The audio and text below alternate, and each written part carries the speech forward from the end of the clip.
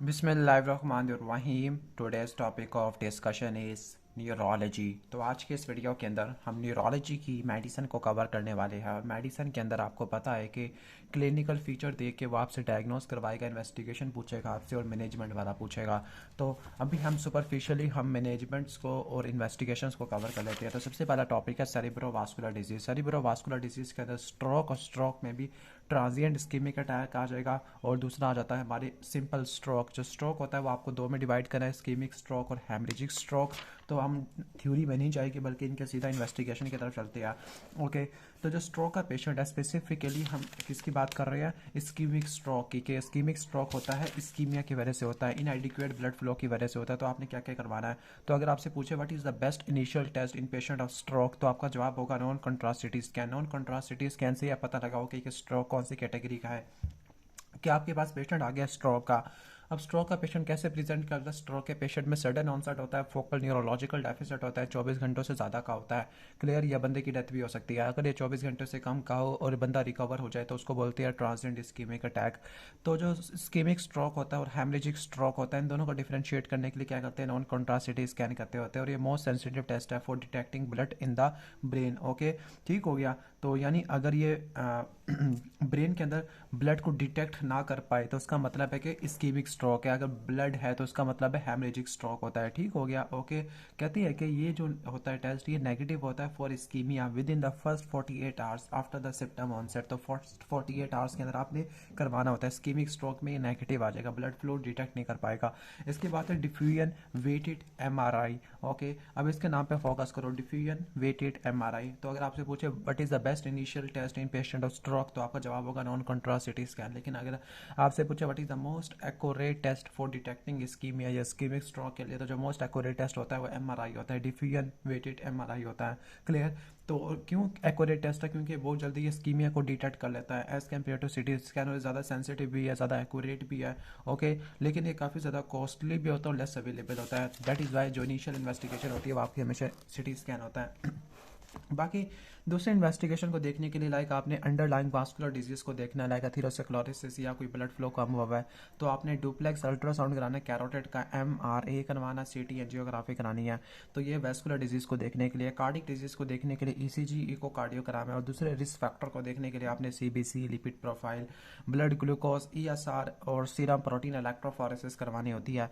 अब हम आ जाते हैं इसके ट्रीटमेंट के अंदर। तो ट्रीटमेंट के अंदर आपने क्या क्या चीज़ें रट्टा मारनी है, number 1 thrombolysis, number 2 anti platelet therapy आ जाएगा, क्योंकि यहाँ पे इस्कीमिया हुआ है। इस्कीमिया क्यों होता है, एथेरोस्क्लेरोटिक प्लाक से। तो आपने एथेरोस्क्लेरोटिक प्लाक को डिसॉल्व करना है, बिल्कुल एमआई वाले केस की तरह। तो यहाँ पे एंटी प्लेटिलेट थेरेपी यूज़ कर सकती है, या फिर आप कैरोटिड रिवास्कुलराइजेशन कर सकते हैं, या सेकेंडरी प्रिवेंशन कर सकते हैं। तो पहले आ जाएगा थ्रोम्बोलाइसिस। थ्रोम्बोलाइसिस का मतलब है कि पहले से जो क्लॉट बना हुआ है फिब्रिन वाला, उसको आपने डिसॉल्व कर देना। और डिसॉल्व करने के लिए जो एंजाइम होता है वो प्लाज्मिन होता है। प्लाज्मिन को एक्टिवेट करने वाला टिश्यू प्लाज्मिनोजन एक्टिवेटर।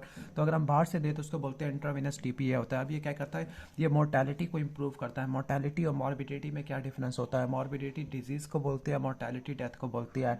तो जो थ्रोम्बोलाइसिस होता है, कहती है कि अगर हम इसको 4.5 घंटों के अंदर दे दें, 4.5 घंटों के अंदर दे दें हम इसको, क्लियर, तो उसके अंदर ये मोर्टेलिटी को इम्प्रूव कर देता है। क्लियर। तो अगर मोर्टेलिटी को इम्प्रूव करना तो आपने 4.5, लेकिन जो मोस्ट इफेक्टिव होता है ओके वो 3 घंटों के अंदर होता है। ठीक है, इन दोनों के डिफरेंस को रट्टा मार लेना।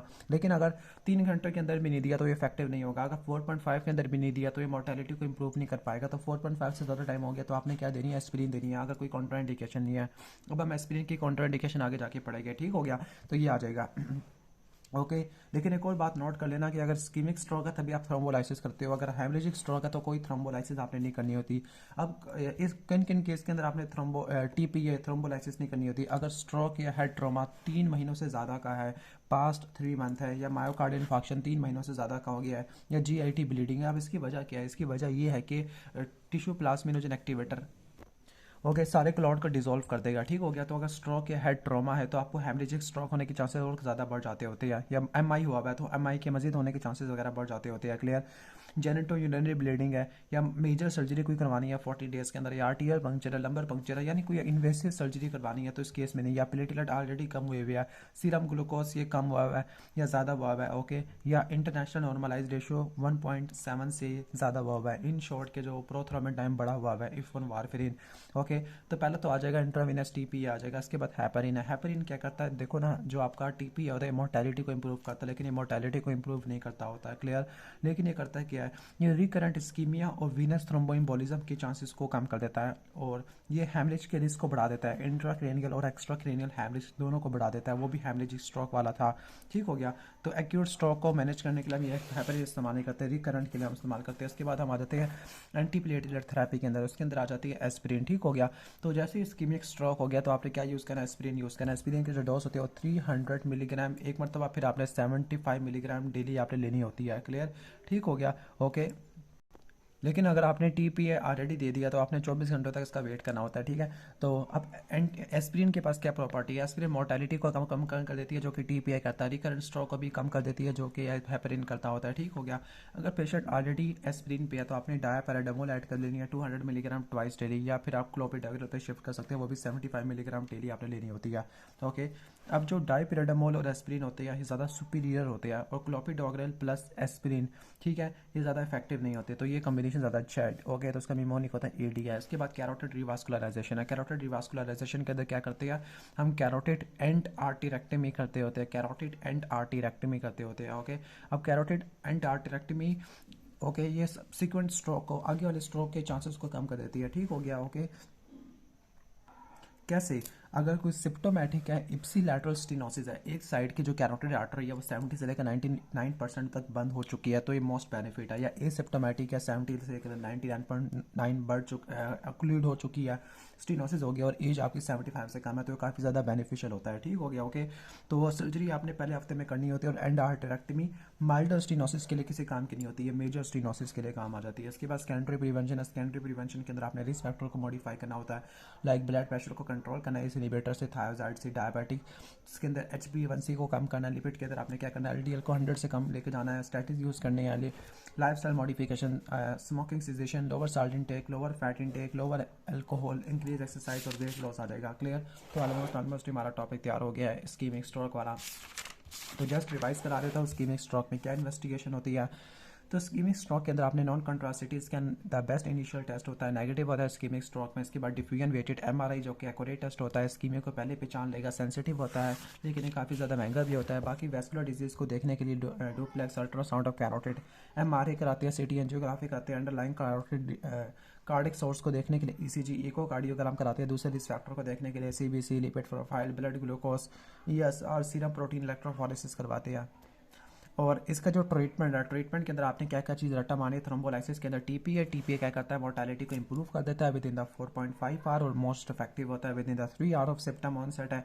और अगर आप 4.5 से ज़्यादा हो गया तो आपने सिर्फ एस्पिरिन देनी होती है, क्लियर। और हेमरेजिक स्ट्रोक के अंदर कोई थ्रोम्बोलाइसिस नहीं करानी होती। हेपरिन क्या करती है, मोर्टेलिटी को कम नहीं करती होती, मोर्टेलिटी को कम करना, रिकरेंट स्ट्रोक को प्रिवेंट करना, ये एस्पिरिन काम करती होती है, ठीक है। एस्पिरिन और डायपैराडामोल का कॉम्बिनेशन काफ़ी अच्छा होता है। कैरोटिड एंड आर्टरेक्टमी सर्जिकल प्रोसीजर होता है, 70 से लेकर 99.99 तक काम करती होती है।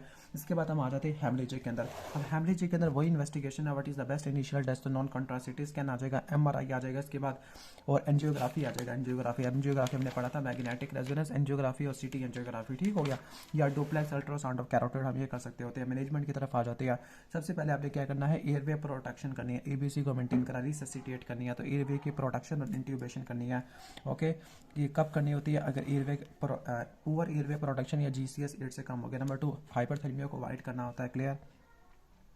इसके बाद नंबर 3 है कि हेड ऑफ बेड एलिवेशन, आपने 30 से 45 तक बेड एलिवेट करना होता है, और आपने कोगुलोपैथी को रिवर्स कर देना, लाइक आपने विटामिन के फ्रेश फ्रोजन प्लाज्मा को आपने यूज़ करना होता है, क्योंकि एंटी कोगुलेशन थेरेपी की वजह से भी आपको ये हेमरेज देखने को मिल सकता होता है, ठीक हो गया, क्योंकि क्लॉट्स तो बनेगी नहीं।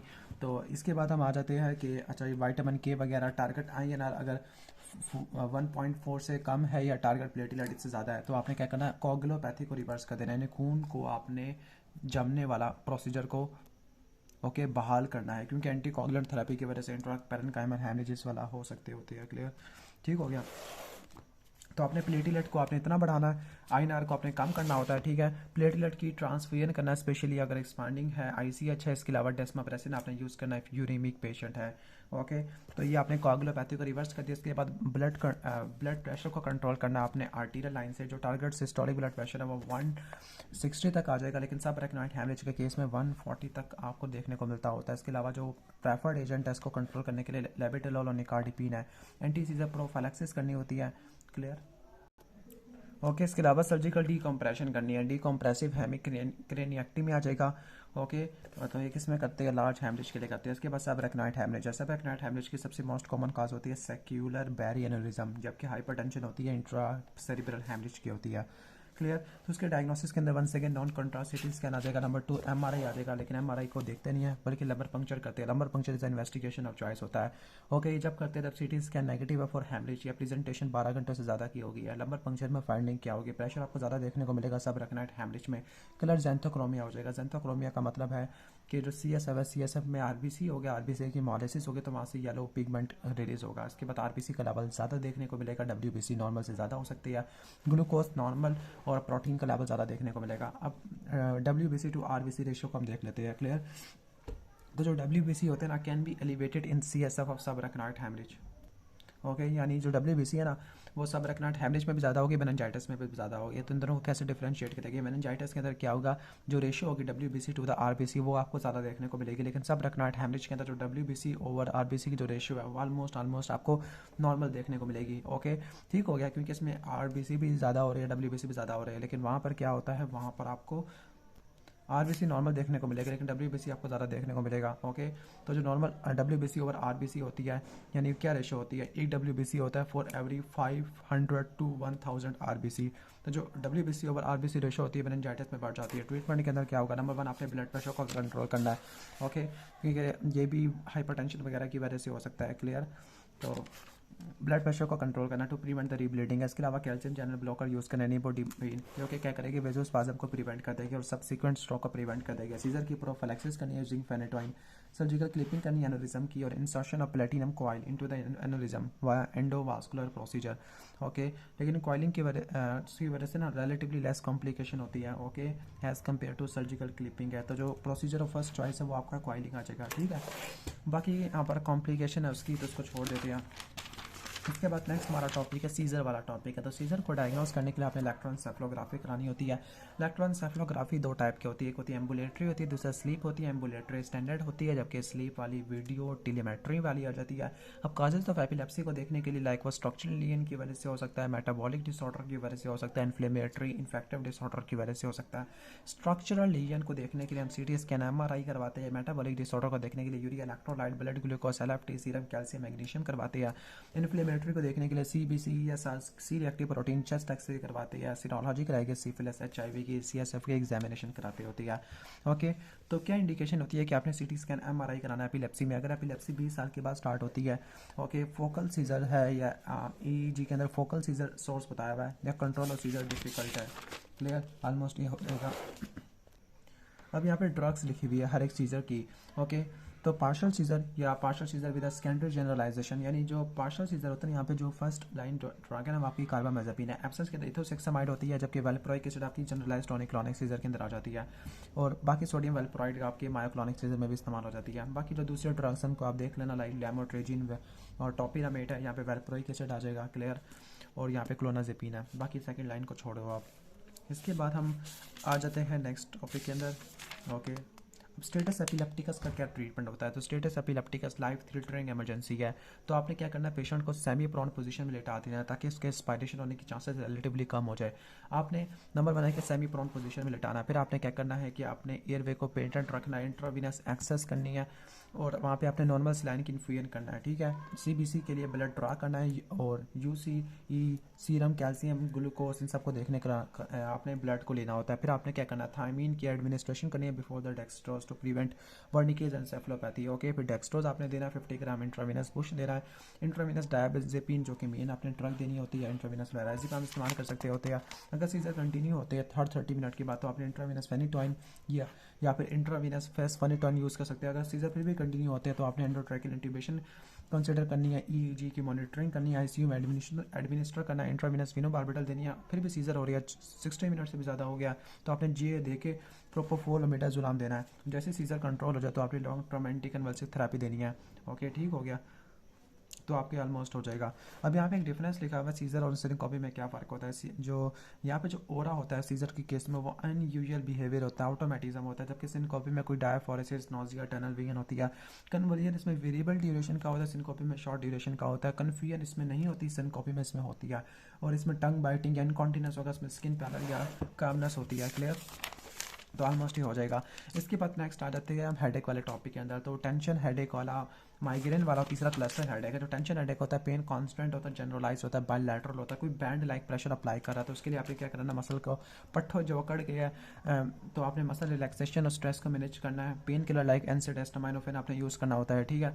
इसके अलावा ट्राईसाइक्लेट एंटी डिप्रेसेंट है क्रॉनिक हेडेक के लिए। और कहती है कि ज़्यादा एनर्जेसिक का यूज़ करने की वजह से हेडेक बढ़ जाता है, उसको एनर्जेसिक हेडेक कहते हैं। तो आपने पेन किलर्स आपने लेनी होती है, एनर्जेसिक्स आपने लेनी होती है। क्लियर, तो ये आपने आ जाएगा। इसके बाद माइग्रेन वाले टॉपिक के अंदर आ जाते हैं। माइग्रेन के अंदर क्या होता है, माइग्रेन को हम आधे सर का दर्द कहते हैं। इसमें थ्रॉबिंग नेचर का पल्सटाइल हेडेक होता है, मॉडरेट होता है, सीवियर पेन होता है, नोजिया, वॉमिटिंग, फोटोफोबिया, फोनोफोबिया होता है। क्लियर, इसका ट्रीटमेंट क्या होता है, आपने ट्रिगर्स को अवॉइड करना है, अबॉर्टिव थेरेपी लाइक इसमें एस्पिरिन, पैरासीटामोल, एनसेड आ जाता है। सीवियर अटैक के अंदर आपने 5 सुमाट्रिप्टान, सेरोटोनिन एगोनिस्ट आपने यूज़ करने होते हैं। ट्रिप्टान क्या होते हैं, वेजोकंस्ट्रक्टर होते हैं, ठीक हो गया।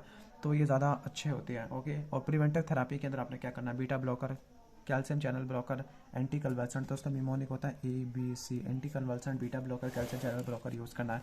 क्लस्टर हेडेक को माइग्रेनियस न्यूरल्जिया भी कहते हैं। तो यहाँ पर क्या होता है, यूनिलैटरल हेडेक होगा, 30 से लेकर 90 मिनट तक का होता है। इसमें आपको पैरासिम्पैथेटिक स्टिमुलेशन देखने को मिलती होती है। क्लियर, और हॉर्नर सिंड्रोम के फीचर भी आपको देखने को मिलते हैं। तो इसमें क्या होता है, अबॉर्टिव थेरेपी, अबॉर्टिव में आपने खत्म कर देना फ़ौरन हेडेक को, तो आपने ऑक्सीजन की इनहेलेशन करनी है, बेस्ट अबॉर्टिव थेरेपी। यहाँ पे सुमाट्रिप्टान आपने देना। प्रोफाइलैक्टिक के अंदर क्या होता है, प्रोफाइलैक्टिक के अंदर अच्छा ओके तो जो प्रोफाइलैक्टिक के अंदर वहाँ पे जो प्रोफाइलैक्टिक था ना वो TCA था, लेकिन यहाँ पे जो प्रोफाइलैक्टिक है ना यहाँ पर आपके कैल्शियम चैनल ब्लॉकर, लिथियम भी हम इस्तेमाल कर सकते होते हैं। क्लियर, तो ये आपके आ जाएंगे।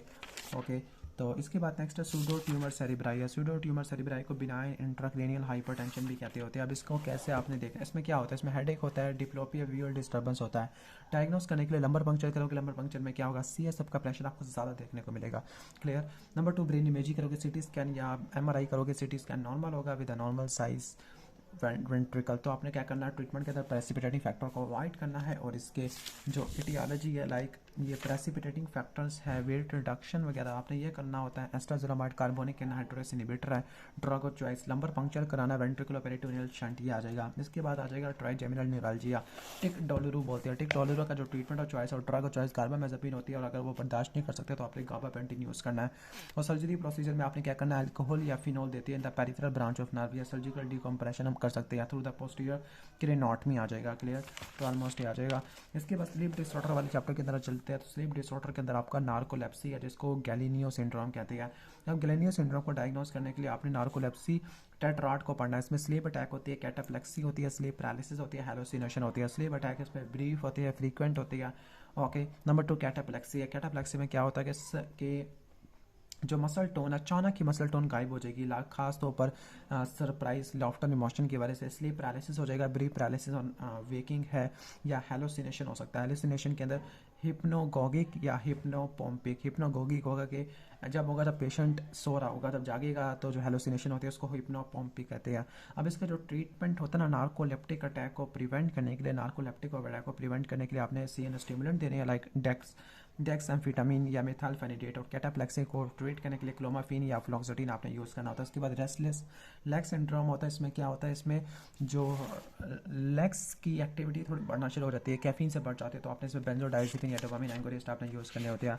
इसके बाद हम इन्फ्लेमेटरी डिसऑर्डर के तो चलते हैं। इन्फ्लेमेटरी डिसऑर्डर को आपने देखने के लिए ओके लेबॉर्टरी फाइंडिंग के अंदर like multiple sclerosis. Multiple sclerosis के अंदर CSF फाइंडिंग में क्या होता है, इसमें CSF में ल्यूकोसाइड आपके CD40 लिम्फोसाइड होते हैं। CSF की प्रोटीन बढ़ जाती है, गैमा ग्लोबुलिन वाली माइलिन बेसिक प्रोटीन बढ़ जाती है, जो कि एक्टिव डिजीज में होती है। CSF ग्लूकोज नॉर्मल होगा, प्रोटीन आपको रिलेटिवली कम देखने को मिलेगी। अगर ज़्यादा हो जाए, 100 से ज़्यादा हो जाए, तो ये मल्टीपल स्क्लेरोसिस नहीं है। CSF इलेक्ट्रोफोरेसिस में ओलिगोक्लोनल बैंड्स हो गए, ये डिस्क्रीट बैंड्स ऑफ प्रोटीन होता है गैमा ग्लोबुलिन रीजन के अंदर, तो ये डीमाइलिनेशन के साइन होते हैं, लेकिन इसके लिए स्पेसिफिक नहीं है। MRI विद गॉडुलिनम, तो ये गोल्ड स्टैंडर्ड इन्वेस्टिगेशन होता है किसके लिए, मल्टीपल स्क्लेरोसिस वाले के लिए। ओके, तो अब इसको ट्रीट कैसे करना है। ट्रीटमेंट के अंदर नंबर 1 है कि एक्यूट एक्जैकर्बेशन है। एक्यूट एक्जैकर्बेशन को कैसे ट्रीट करा, number 1 pulses of high dose steroids हम देते हैं इन एक्यूट एक्जैकर्बेशन। स्टीरॉइड हम ओरली भी दे सकते हैं, इंट्रावीनस भी दे सकते हैं over the 3 to 5 days. Okay, लेकिन स्टीरॉइड्स को हमेशा इंट्रावीनस फॉर्म में देना है for the treatment of optic neuritis, क्योंकि मल्टीपल स्क्लेरोसिस की वजह से ऑप्टिक न्यूराइटिस हो सकता है। क्लियर। इसके बाद prevention of disease progression, disease modifying agent है, इसमें बीटा इंटरफ्रॉन यूज़ करेंगे। ओके, माइटोजेंट्रोन, एटालिजिमाब, फिंकोलोमिड यूज़ करेंगे। और कॉम्प्लिकेशन को प्रिवेंट करने के लिए स्पासिसिटी हो तो फिजियोथेरापी बैक्लाफिन यूज़ करेंगे। डेंट्रोलिन है, एटेक्सिया तो उसके लिए आइसोनियाजाइड, क्लोनाजेपिन। और blood septum like a tonic होता है ना, ए टॉनिक को हम ठीक करने के लिए क्या करते हैं, इंटरमीडिएट कैथेटराइजेशन करते हैं। हाइपरटोनिक को ठीक करने के लिए एंटीकोलिनर्जिक वगैरह देते होते हैं। इसके बाद आ जाते हैं ट्रांसवर्स माइलाइटिस वाले टॉपिक के अंदर। तो ट्रांसवर्स माइलाइटिस को देखने के लिए एमआरआई का इन्वेस्टिगेशन और चॉइस है। ओके, ठीक हो गया। तो ट्रांसवर्स माइलाइटिस को डिफरेंशिएट करने के लिए एमआरआई का वगैरह करवाते होते हैं। क्लियर। और सीएसएफ में आपको सेलुलर पिलियोसाइटोसिस आपको देखने को मिलेगा। ओलिगोक्लोनल बैंड्स एब्सेंट होते हैं। अगर ओलिगोक्लोनल बैंड्स प्रेजेंट होता है तो उसको मल्टीपल स्क्लेरोसिस कहते होते हैं। ट्रीटमेंट क्या होगा, हाई डोज इंट्रावेनस मिथाइलपेराडिनोसिन नाम देते होते हैं। क्लियर, तो ये आप नोट कर लेना। इसके बाद हम अल्जाइमर डिजीज वाले टॉपिक के अंदर आ जाते हैं। अल्जाइमर डिजीज के अंदर एसिटाइलकोलिनेस्टरेज इनहिबिटर देती है, लाइक डोनिपेजल आ जाएगा, रिवेस्टिकबिन आ जाएगा, ग्लूटामेट एंटागोनिस्ट लाइक मेमेंटिमिन आ जाएगा। इसके बाद नेक्स्ट है कि पिक डिजीज है। पिक डिजीज के अंदर ओके, तो इनका जो ट्रीटमेंट एज इट इज़ कुछ भी नहीं होता, बस यहाँ पर dopamine agonist like levodopa anticholinesterase inhibitor वाला, यानी पार्किंसन वाली चीज़ें यहाँ पे ली हुई है। ओके, इसके बाद हम आगे चलते हैं। ओके, ट्राइमर्स वाला टॉपिक है। यहाँ पे ट्राइमर्स डिफरेंट टाइप का, like resting, physiological, essential, intentional, flapping, ये ट्राइमर्स है। पार्किंसन वाले टॉपिक के अंदर आ जाते हैं। तो पार्किंसन का जो ट्रीटमेंट होता है ओके, अब पार्किंसन के अंदर जो फर्स्ट लाइन एजेंट है वो कार्बिडोपा, लीवोडोपा या डोपामिन एगोनिस्ट आ जाएगा। मोनोअमीन ऑक्सीडेज इनहिबिटर आपके ड्रग्स आ जाती होती है। जो आपका कम्बिनेशन है ना मेन, वो आपका कार्बिडोपा लीवोडोपा आ जाएगा। ये कम्बिनेशन काफ़ी ज़्यादा इफेक्टिव होता है, it improving the bradykinesia and rigidity. जो लीवोडोपा होता है डोपामिन प्रोड्रग है, कार्बिडोपा आपका डोपा डी कार्बोक्सिलेज इनहिबिटर होता है। ओके, तो आप ये नोट कर लेना, ये बहुत इंपॉर्टेंट एमसीक्यूज पॉइंट्स है। ओके, बाकी दूसरे ट्रीटमेंट ऑप्शन के अंदर डोपामिन एगोनिस्ट आ जाते हैं, जिसमें आपकी नॉन एर्गोट डेरिवेटिव वाला ग्रोपिनाडोल, प्राइमीपिक्सोल आ जाते हैं, जो कि ब्रोमोक्रिप्टिन और कैपरकोलिन से ज़्यादा अच्छे होते हैं। मोनोअमीन ऑक्सीडेज इनहिबिटर होता है, इसमें सिलाजिलिन और रिसाजिलिन है। कैटिकोलोमिथाइल ट्रांसफेरेज इनहिबिटर आ जाएगा। ओके, जिसमें एंटाकपोन, टालकपोन आ जाएगा। एंटीकोलिनर्जिक ड्रग इसमें बेंस्टोपिन, ट्राइहेक्सिफेनिडाइल, एमेंटेडिन आ जाएगा, डोपामिन एगोनिस्ट। और सर्जिकल ऑप्शन के अंदर डी ब्रेन स्टिमुलेशन आ जाएगा, ग्लोबस पैलिडस सब थैलेमस की आपने करनी होती है। क्लियर। इसके बाद पार्किंसन लाइक सिंड्रोम, इनको छोड़ देते हैं। इसके बाद हंटिंगटन डिजीज है। हंटिंगटन डिजीज का जो डायग्नोसिस क्लिनिकली होता है, सिटी स्कैन, एमआरआई करा देगा। ट्रीटमेंट के अंदर डिस्काइनेसिया तो आपने टेट्राबेनेजिन यूज़ करना है। डिप्रेशन है तो एसएसआरआई यूज़ करना है। साइकोसिस है तो हेलोपेरिडोल और जेनेटिक काउंसलिंग आपने करनी होती है। ओके, इसके बाद मोटर न्यूरॉन डिजीज़ की तरह आ जाती है। मोटर न्यूरॉन डिजीज़ की तरह एमायोट्रोफिक लाइकोसक्लेरोसिस है तो उसको ठीक करने के लिए रिलियोजोल आपने देनी होती है और पेलिएटिव केयर आ जाएगा। क्लियर। इसके बाद हम आ जाती है सीएनएस इन्फेक्शन वाले टॉपिक के अंदर। सीएनएस इन्फेक्शन के अंदर आपने यहाँ पे दो साइन देखने, एक ब्रूजिन साइन और दूसरा रहेगा कर्निंग साइन आ जाएगा। जो ब्रूजिन साइन है ना, इसमें आपने क्या करना है, पेशेंट के हेड को सपोर्ट करना with the fingers of your hands at the occiput. इसके बाद flex the patient head gently, कि अपने पेशेंट के हेड को जेंटली फ्लेक्स करना until the chin touches a position. Okay, ठीक हो गया। तो पॉजिटिव का मतलब क्या है, पॉजिटिव के अंदर क्या होगा, पॉजिटिव के अंदर इनवॉलंटरी कॉन्ट्रैक्शन होगी जैसे हम नेक की फ्लैक्शन करेंगे। ओके, तो ये आपका ब्रूजन की साइन है। करने के क्या होगा, पेशेंट सुपाइन पोजीशन में होगा, आपने क्या करना है, फ्लेक्स करना है one of the patient leg को at the hip and the knee joint with your left hand, और राइट हैंड से आपने नी को एक्सटेंड करना होता है। ठीक है। पॉजिटिव करने के साइन में क्या होगा, okay, pain due to resistance और नी एक्सटेंशन आपको देखने को मिलेगा। ओके, तो आपने नोट कर लेना। बाकी डायग्नोसिस के लिए आपने ब्लड कल्चर लेना होता है। बेस्ट इनिशियल टेस्ट कौन सा होता है, okay, lumbar puncture most accurate test is a lumbar puncture, तो ये दोनों लंबर पंक्चर आ जाएगा। सीटी स्कैन आपने कराना होता है बिफोर द लंबर पंक्चर के स्पेस ऑक्यूपाइंग लीजन को आपने एक्सक्लूड करना होता है। ओके, ठीक हो गया। तो indication of CT scan before lumbar puncture क्या कर, न्यूरोलॉजिकल डेफिसिट या पेपिलेडिमा वगैरह देखने को मिलता है। इसके बाद बेस्ट इनिशियल टेस्ट सब ट्रैक्सन आ जाएगा, स्टीरॉइड आपके थेरेपी वगैरह आ जाएगी। क्लियर, तो ये आपने मोटे मोटे देख लेना है। इसके बाद नेक्स्ट ट्यूबरकुलस मेनिंजाइटिस है, तो उसके लिए एंटी ट्यूबरकुलस थेरेपी आपने देनी होती है। वायरल वाले टॉपिक को छोड़ देते हैं, ऑलमोस्ट ये भी हो जाएगा। ये सीएनएस इन्फेक्शन है। तो हम सीधा आ जाते हैं ज्ञान बारी सिंड्रोम के अंदर। ज्ञान बारी सिंड्रोम के अंदर क्या होता है, क्यूट इन्फ्लेमेटरी डीमाइलिनेटिंग पॉलीरेडिकुलोन्यूरोपैथी होती है। तो इसके अंदर आपने क्या करना होता है, डायग्नोसिस के अंदर एल्ब्यूमिनोसाइटोलॉजिकल डिसोसिएशन, इलेक्ट्रोमायोग्राफी आ जाती है। तो इसमें मैनेजमेंट के अंदर रेगुलर मॉनिटरिंग और रिस्पिरेटरी फंक्शन है, वेंटिलेशन अगर आपको चाहिए, अगर वाइटल कैपेसिटी कम हो जाती है 1 लीटर से, प्लाज्मा फेरेसिस करना, प्लाज्मा एक्सचेंज करना with in the first 14 days के अंदर, और IVIG आपने करनी होती है। और गिलन बारी सिंड्रोम के बारे में 5 ये होती है, एक्यूट इन्फ्लेमेटरी डीमाइलिनेटिंग पॉलीरेडिकुलोपैथी। इसके बाद ascending paralysis, autonomic dysfunction, albuminocytological dissociation, ये रेफ्लेक्सी आ जाएगा। क्लियर, तो ऑलमोस्ट ये आ जाएगा। बाकी माइस्थीनिया ग्रेविस वाला टॉपिक है। और अच्छा, माइस्थीनिया ग्रेविस के अंदर जो डायग्नोसिस के लिए टेंसिलॉन टेस्ट करते हैं, इसमें अल्ट्राफोनियम देते होते हैं, इलेक्ट्रोमायोग्राफी करेगी जिसमें डेक्रीमेंटल रिस्पॉन्स आ जाएगा, आपको देखने को मिलेगा। एंटीबॉडी होगी लाइक एसिटाइलकोलिन रिसेप्टर एंटीबॉडी होगी, एंटीमस्क एंटीबॉडी होगी। क्लियर, तो इसको ठीक करने के लिए एंटीकोलिनेस्टरेस एजेंट देते होते हैं। इसके अलावा इम्यूनोलॉजिकल ट्रीटमेंट करते हैं लाइक प्लाज्मा फेरेसिस, आईवीजी, और क्रॉनिक ट्रीटमेंट के अंदर आपने स्टीरॉयड, थाइमेक्टमी और इम्यूनोसप्रेसेंट एजेंट आपने यूज़ करने होते हैं। क्लियर, और इसके एक्साकर्बेशन को माइस्थीनिक क्राइसिस कहते हैं, और ओवरडोजेस ऑफ एंटीकोलिनर्जिक ड्रग की वजह से उसको बोलते हैं कोलिनर्जिक क्राइसिस। दोनों को डिफरेंशिएट करने के लिए हम क्या यूज़ करते हैं, अल्ट्राफोनियम इस्तेमाल करते होते हैं। क्लियर, ठीक है, तो ऑलमोस्ट हमारा हो गया है। बाकी जो मोस्ट एक्यूरेट टेस्ट होता है वो इलेक्ट्रोमायोग्राफी आ जाती है।